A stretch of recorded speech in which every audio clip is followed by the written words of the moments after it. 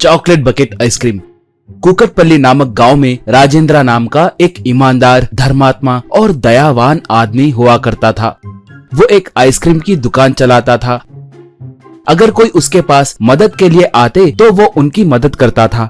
उसे बबीता नाम की एक पत्नी थी। बबीता एक अनाथ थी, मगर राजेंद्र ने उसके जीवन को संवारना है सोचकर उससे शादी की। मगर बबीता बहुत आलसी थी, उसे खाना बनाना भी नहीं आता था। वो खाना नहीं बनाती थी, कम से कम आइसक्रीम के दुकान में राजेंद्र की मदद भी नहीं करती थी। अगर कोई बच्चा आइसक्रीम खाकर पैसे नहीं है कहता तो बबीता उनके घर को जाकर उनके माता पिता को खूब मार कर आती थी। उन लोगों को समझाते हुए राजेंद्र बहुत परेशान होता था। ऐसे थोड़े साल बीत गए। एक बार राजेंद्र रोड पे से जाने लगा तो उसे रोड पे एक बूढ़ा आदमी बेहोशी की हालत में दिखाई दिया। राजेंद्र उसके पास जाकर उसे उठाकर उसके बारे में पूछा। वो बूढ़ा आदमी उसका कोई नहीं है कहा। इससे दयावान राजेंद्र उस बूढ़े आदमी को अपने घर को लेकर आया। राजेंद्र आकर देखा तो बबीता टीवी देख रही थी। बबीता को देखकर राजेंद्र, बबीता बहुत भूख लग रही है, मुझे और इस बूढ़े आदमी के लिए कुछ बनाओगी क्या, कहा। बबीता तब, मुझे खुद के लिए खाना बनाने फुर्सत नहीं है और तुम्हारे लिए खाना बनाओ। वैसे ये बुढ़ाव कौन है, इसे यहाँ पर क्यों लाए, कहकर बोली। तब राजेंद्र उस बूढ़े आदमी के बारे में बताया। ये सुनकर बबीता, आहा, बड़ा आया समाज सुधारक, अनाथ रक्षक, मुझे घर लाकर मेरा बहुत उद्धार किए ना। अब इस बूढ़े को लाए, पहले जाकर मेरे लिए कुछ बना कर लाओ, बोली। तब राजेंद्र से वो बूढ़ा आदमी, मेरे दरिद्रता से तुम्हारी दरिद्रता और ज्यादा है, मुझे एक निवाला तो भी खिलाओगे या मैं चले जाऊं? कहते ही राजेंद्र को गुस्सा आया और वो खुद खाना बनाकर उस बूढ़े आदमी को खिलाया। ऐसे थोड़े दिन बीत गए। वो बूढ़ा आदमी बबीता की बेटी की तरह देखभाल करने लगा। बबीता उसे पिता मानने लगी। अब वो बूढ़ा आदमी बबीता को तरह तरह के व्यंजन बनाना सिखाया।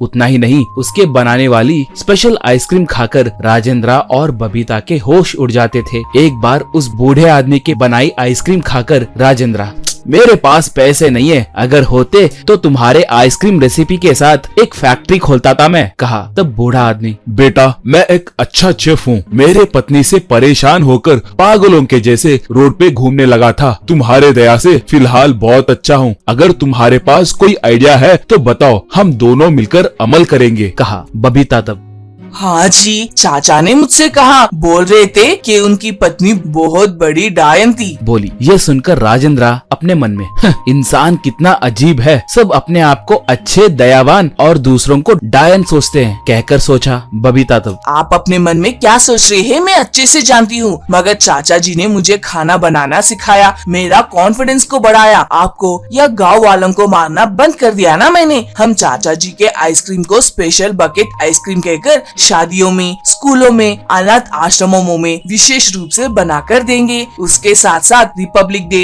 इंडिपेंडेंस डे, ये सब रोड के ऊपर मनाते हैं ना, वैसे मौकों पे हम आइसक्रीम मुफ्त में बांटेंगे, हम फेमस हो जाएंगे, बोली। राजेंद्र को आइडिया बहुत पसंद आया और वो मान गया। उसके बाद वो लोग चाचा से बकेट आइसक्रीम तैयार करवाकर उनके सोचे जैसे गरीब बस्तियों में, पार्टियों में बकेट आइसक्रीम देना शुरू किए।